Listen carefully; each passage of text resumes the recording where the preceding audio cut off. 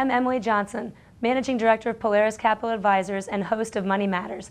Today we're going to be joined by Rachel Hoover, the Director of Career Services at USCB. We're going to be discussing trends in hiring of new graduates, trends in career changers, and just the overall outlook for jobs for new graduates and career changers and what industries are hiring these days. So we look forward to discussing those topics with her here coming up. Before we get to that, though, I'd like to talk a little bit about what's been going on market-wise, what's impacting the financial markets. And by and large, the news still revolves around Greece. I'm sure that you've seen a lot of the riots on TV, and I'm sure that you're aware of the austerity package or the proposed austerity package that the EU is trying to force on Greece at this point, the vote that's soon to occur. And basically, I'd like to talk a little bit about what that austerity package is and what the impact is, not only on Greece, but on the EU and also here locally. So initially, let's just talk about what the definition is of austerity and austere. It's basically just ascetic practices. It means a strict economy, very severe measures that are occurring. So what is happening right now is the EU has proposed certain changes in cutting jobs, cutting spending, and also increasing taxes that are going to create a very austere or ascetic type economy for the Greek people. They're of course rebelling. They don't want this to happen, but the EU is holding their feet to the fire because if the Greek parliament does not pass this austerity package, then the EU will no longer allow or will not refinance the Greek debt and will allow the Greek debt to default. That will have massive impact not only on Greece, but also on the EU, the euro, and interest rates worldwide. So the Greek feet are definitely being held to the fire in that sense. So specifically what this austerity package is with regards to Greece is they're going to increase taxes on the wealthy. They're also going to increase the sales tax from 13% to 23%. So that would mean sitting down for just a regular dinner with your family is going to increase by a substantial amount of money. They're also looking at cutting public sector jobs, and the way they're looking at doing that is cutting the minimum retirement age, which basically forces employees out of the workforce. And the other thing they're doing is they're proposing to limit hiring, they will only hire one person for every 5 that they let go. So that could create a significant issue in unemployment over in Greece. So that's pretty much the package that's on the table. You can see why it's not popular. So then that sort of leads to the question of how did they get to this point? Well, obviously overspending and having revenues that did not necessarily meet your spending needs. So balancing a budget, whether it's a family or balancing a budget if it's a government, is going to have these types of ramifications, and the Greek people can no longer maintain that level. And this is actually something that we're seeing here locally as well. If you look at not just the U.S. Federal government, but on a state level, this issue of budget balancing is really coming downstream. We're hearing a lot of commentary about states that have municipal bond issues. They're concerned that they're not going to be balancing their budget, and they're having to make a lot of cuts either in spending or increase taxes, neither of which are popular, especially right now with the economy that we have at the moment. So just looking at how it's impacting states, most state revenues right now are actually still at a 2005-2006 level. Their spending, however, has increased anywhere from 20 to 40% depending on the state. That's just not sustainable. So over the last couple of years, some states have actually had to cut spending, have been a lot more critical of their state's budgets and have balanced their budgets. Others have just allowed this unequal spending gap to continue.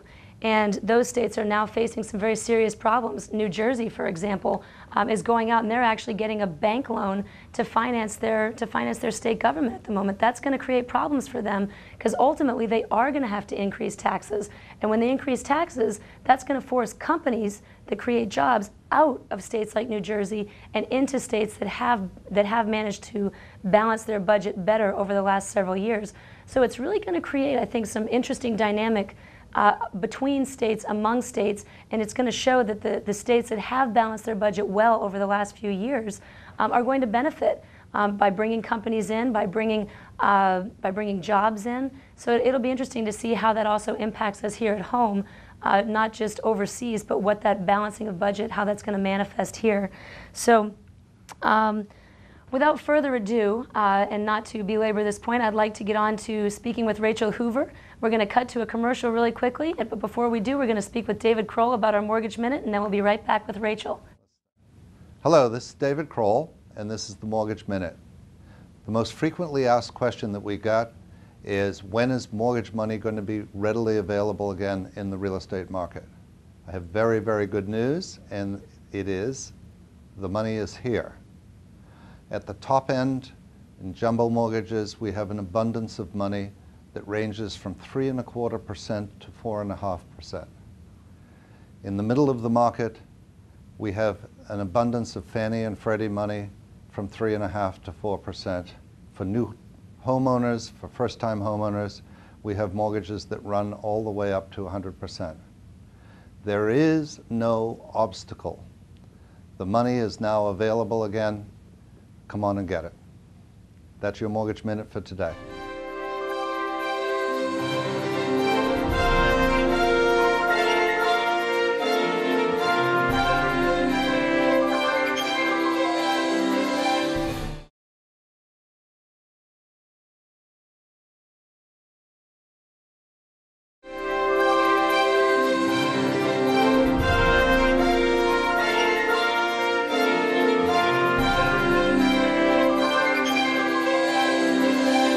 Welcome back to Money Matters. I'm Emily Johnson, and I'm joined today by Rachel Hoover, Director of Career Services at USCB.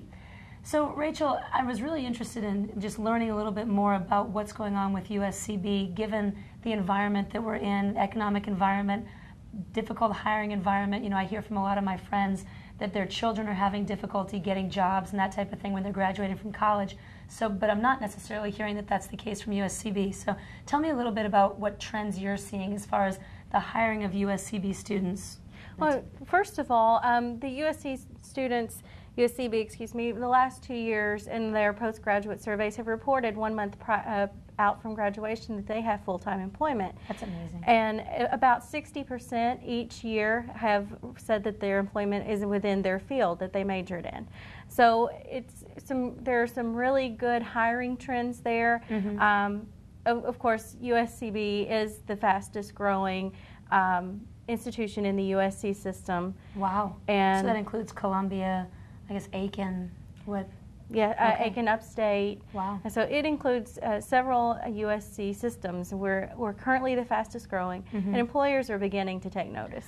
What do you attribute that growth here? I mean, why do you attribute, or what do you think is driving the growth in the USCB system or USCB campus? Well, there are a lot of offerings here, especially for students that are really gearing their majors toward the tourism industry.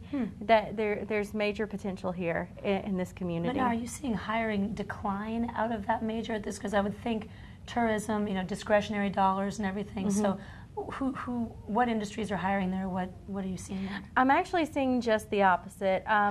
Actually, the most employers that I speak with, they are usually tourism employers, or really? They are business employers. And of course, there are always going to be education, healthcare, human services type mm-hmm. openings. But I've been very, very surprised and happy to see all the tourism openings that I've seen lately. Now, is that usually in management roles, or I mean, what are the tracks that you go in that? Well, there will be some management roles, and that's usually the aspiration of people who major in this. But they can start out as a server in a restaurant, and they can just get into the system. They get into the system. Yeah. They do these things as internships, and they mm-hmm. work their way up. They have great connections, mm-hmm. And it's no surprise for them to be a manager, mm-hmm. District area manager, or things like this once they get out of school. Now, how about career changers? I mean, I would think that with the environment that we have, that you might see people that were in a different field looking for another opportunity. Are you seeing much growth in those new students coming in, or new graduates looking for new careers? We do see some non-traditional students, of course, non-traditional students being anyone that is not straight from high school. Mm-hmm. And we do see some growth of that as well. And partly in response to that, the Saturdays business program has developed. Really? What? Now, is that a full MBA, or is that an undergrad? Or? That works with people who have received either an associate's or some coursework toward a business degree. Okay. They can finish it up at USCB, I think, in as little as a year and a half. Wow. And then there's also the RN to BSN program, which is at least 50% online. I know a lot of people that are involved in that, actually. I'm sure healthcare has got to be a huge area of growth job-wise. Right. So, I mean, especially when you think about the healthcare changes that are coming about in society today, there is going to be a great need for healthcare providers. So now, just out of curiosity, what kind of trends do you see as far as geography? Are you seeing students remaining in South Carolina? Are you seeing them, head elsewhere? Are you seeing them move back in with mom and dad? What are you seeing there? Well, I do see a great many of students who would like to stay in the area. Really? And then there are... That's encouraging. Yeah, it is. And there are those that there are always going to be students that want to venture out. But as far as moving back in with parents, it does occur some more than it did, let's say, 30 years ago. There's less of a stigma attached. The idea of the whole now. Boomerang, Right. the boomerang kids. Right. Had the helicopter parents, now they're boomerang kids or something like that. Yeah. So. But there is, there is definitely a good reason for that. A lot of times the parents do know the job market is tough right now. They don't want their children to be struggling, so they'll let them come back for a while and try to get onto their feet. Another phenomenon also, again in our post-grad survey, we have seen that about 75% of our students want to go on to graduate school. Really? Immediately or after, say, 2 years? At some point. Okay. So another reason we might see them going back to live with their parents is so that they can continue their education at some point. That's really interesting. So, and are they looking at business school or law school, or what kinds of postgraduates would they be considering? We have students that go to law school, that go to medical school, that go on to continue education in the arts, English, history. Do you think some of that's being driven by the fact that they know that they need advanced education given the difficult job market? Most definitely, most definitely. And we hope that we have instilled an appreciation of education in the students, but they also know that it's going to be a necessity. Interesting. Well, if you will wait with us just a few minutes, we'll be back in just a minute to continue discussing with Rachel different trends in hiring, education, and employment in our area. So we'll be right back with Money Matters. I'm Emily Johnson.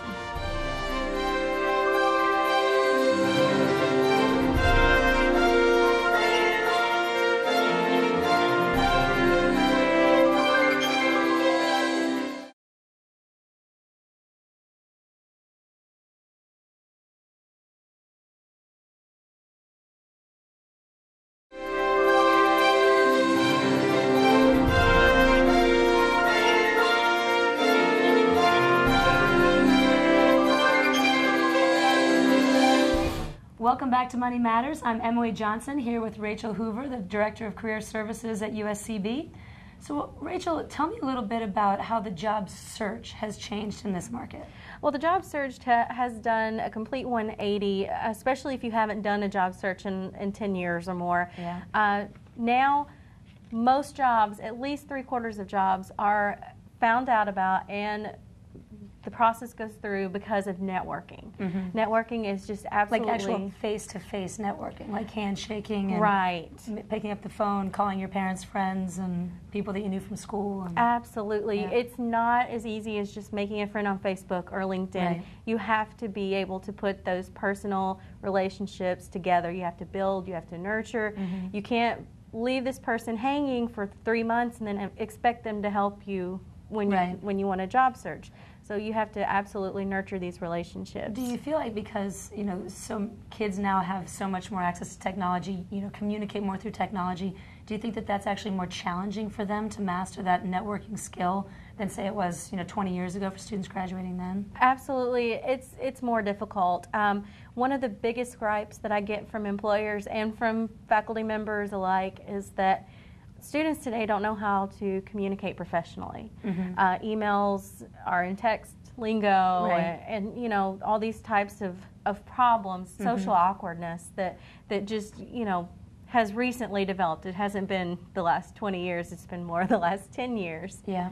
Now, would there be a class that you would then teach on those sort of, networking or communication etiquette and that kind of thing, or is that just something that happens throughout the process of being in school? Well, certainly I do offer workshops, and topics such as that at USCB, but as far as an actual class that prepares them for their career, that's up to each major whether they offer a class like that or not. So I mean, I would assume that technology is still important, though. So how does the technology impact the job search? Technology is still essential. Now you don't take your resume places.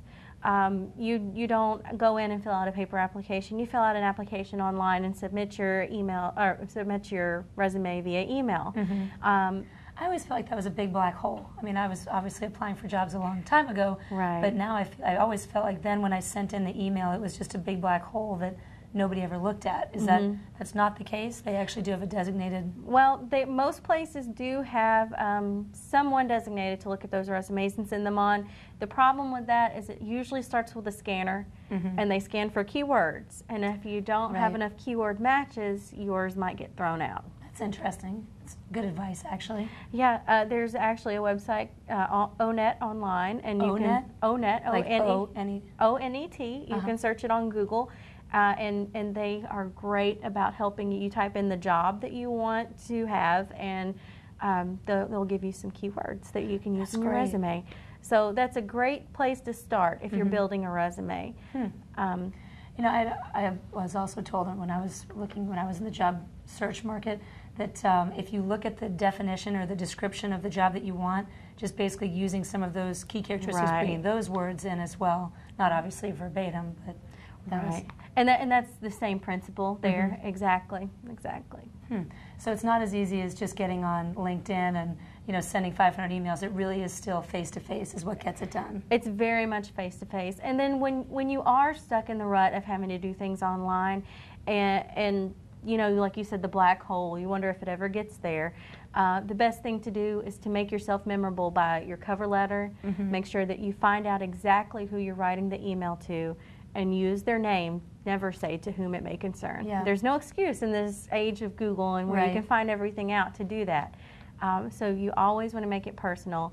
One of my favorite things to do in my recent job search was to also find that person's email, and shortly after the position close date, just send them another email of interest. And just sort of reiterate what I'd already told them in my cover letter in a shorter paragraph, and just... Gosh, I would think the technology, now that you tell me things like that, I would think the technology actually would make the job search a lot more competitive as well, because it does give people that extra touch beyond just that interview that you might have. And what I found is that nobody else really was doing that. It didn't seem like to me. And so it got me a lot more phone interviews, which led to more face-to-face interviews.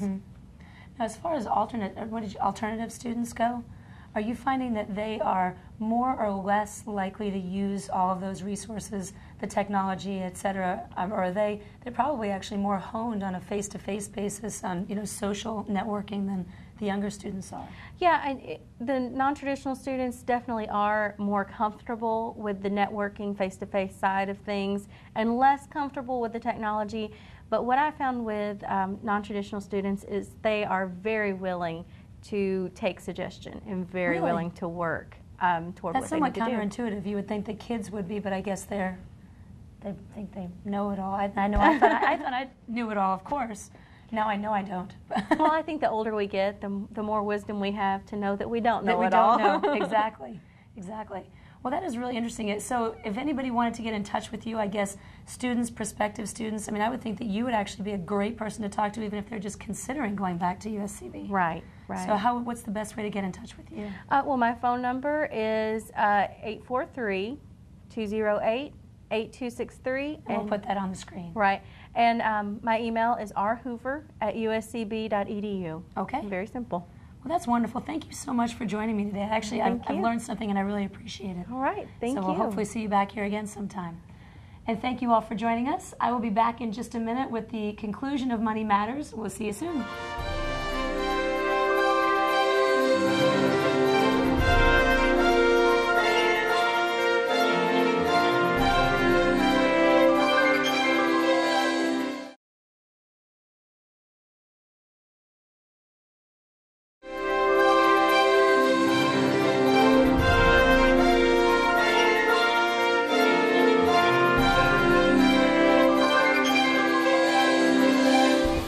Welcome back to Money Matters. I'm Emily Johnson, and I'd like to discuss a few action items on how we might take what we learned today and just apply it to our everyday life. First, the conversation with Rachel. If you know anybody that would be interested in perhaps changing careers or is interested in attending USCB, she'd be a wonderful first line of contact or first person to contact to find out what's going on as far as hiring, because that's certainly everybody's motivation for going back to school.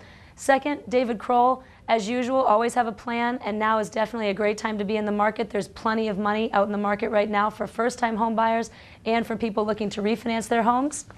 And then lastly, let's talk a little bit about what's going on market-wise. Really, we're just continuing the same themes that we've talked about over the last several weeks. As I mentioned in the beginning, Greece is still at the forefront. There's still a lot of unrest in Europe. What happens there over the next couple of days is going to impact interest rates worldwide. It's also going to set a precedent for how countries and perhaps even states respond to situations like this.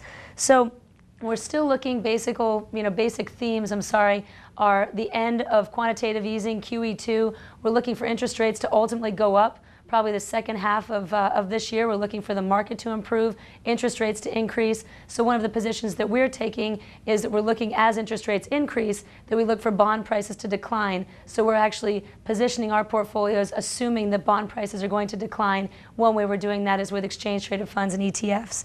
The other thing that we're looking at as well is that as we see this unrest over in the EU, that's probably going to create a strengthening of the dollar against the euro. What that's ultimately going to do, that strengthening of the dollar, is short term that's going to hurt commodities. As the dollar gets stronger, we expect that commodities are going to get more weak. So while it might drive some positive market dynamics the second half of the year, we expect that commodity prices are going to decline, and we're positioning our portfolios for that as well.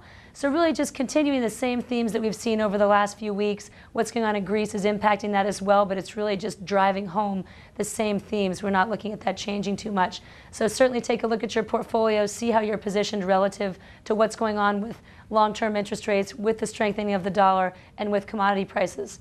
So thank you very much for joining us today. I've certainly enjoyed being here, and I look forward to seeing you next week on Money Matters. I'm Emily Johnson. Have a great week.